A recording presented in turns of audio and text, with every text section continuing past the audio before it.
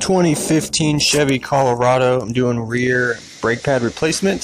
First you want to get your wheel off. It's a 22 millimeter for the lug nut. Obviously jack it up safely. Mine's on a lift, but make sure it's jacked up safely. So once you get your wheel off, we're going to go over here and take these caliper bolts off. They're a 12. I'm going to go ahead and get these off. 12 millimeter.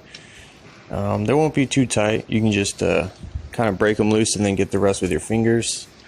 Save them. We're going to need them, so put them in a safe spot. Alright, you should be able to slide this off like that. You might have to wrestle it a little bit. Once this is off, let's put it over here so the brake line will be supported. We don't want this brake line to be stretched out or stressed or nothing. So once that's there, what I do is I get a flathead and I just kind of gently push these out. Don't scratch your rotor, especially if you're not doing rotors. Here's my inner pad with the sensor on it. I'll just gently push this one out. You can use your fingers too. You don't have to have a flathead or nothing. And like I said, be careful not to scratch the rotor. So I got this out. And then these are called brake hardwares. Some pads come with new brake hardwares, others don't. You don't have to put new ones on. These just pop out. They'll be in there tight because they're supposed to be.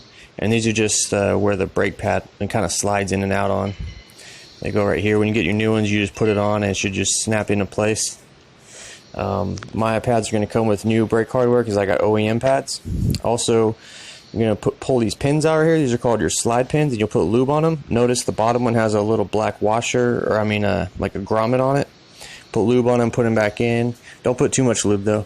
I'm not doing my rotor, nothing with my rotor, but I'm just doing pads. So I got my new brake hardware like I had mentioned. I got Chevy pads. As you can see, here's the inner one with the sensor on it. The sensor is just the metal thing that scrapes when your pads get low. So I got these, and I'm going to put these in. But before I do that, I'm going to put my brake hardware in, top and bottom. So here's my new brake hardware. Just when you put it in, make sure you have it in like just perfect, because sometimes people put it in and the hardware scrapes on the rotor and then you don't know until you're driving. Also, I lube the sides of these pads. They call like the pad ear. I just put a little lube on them just so they slide in and out fine. So what you do is you put it in after you get your hardware in, top and bottom, put your pad in. Okay, I got my other one. This is the one with the sensor on the bottom going on the inside. Just slide this in. These are kind of weird pads, so you might have a little trouble getting them in, but they do fit and they're supposed to be like that. They're fine. Now I'm going to put my brake caliper bolts back on. Make sure these go in and out. Make sure you could kind of like move those in and out. To press this caliper piston, I got a tool to do it. You can, if you have like giant channel locks or giant pliers, or there's many ways you could Google it just to get that piston back down.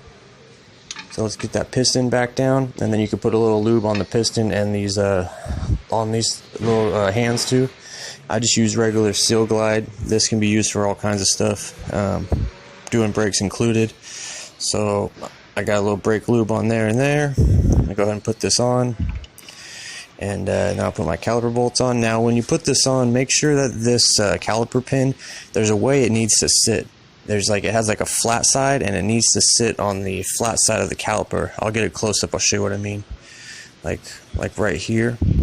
If you put it like this, when you go to put it on, or no, it's supposed to be like this right here. I'm sorry. Yep. So make sure that's right. Go ahead and get these tightened down. You can put the torque for the caliper bolts in the comments. I'll put it in the description at some point too.